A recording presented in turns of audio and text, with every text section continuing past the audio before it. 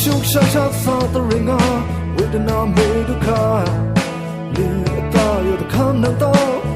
nan ta dum he kruk kruk sa the ringa mau kyo mau ra ta ma li ta yo na pang le mun ta men hun ta rang he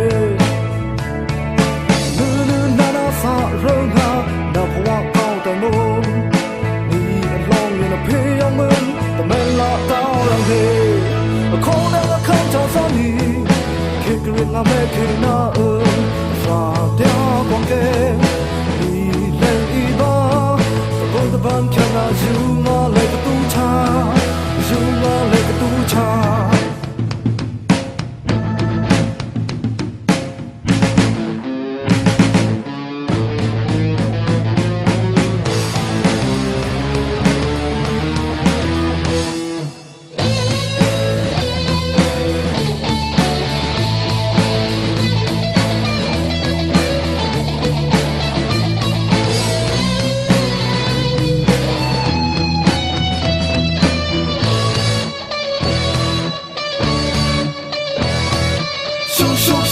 sa ta ringa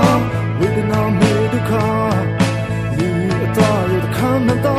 kan nan ta dum he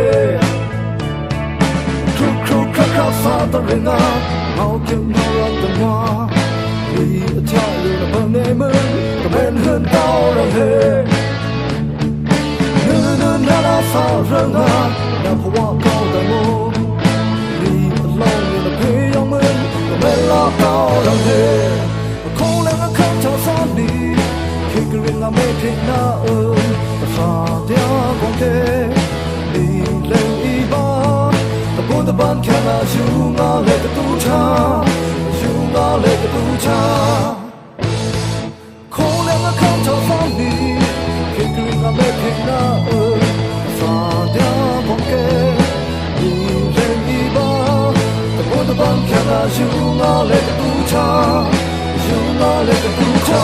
khang ta sa ni ke kre nga me ke na fa dia bong ke ni le I ba ta bon ta ban kya na junga le ka tu cha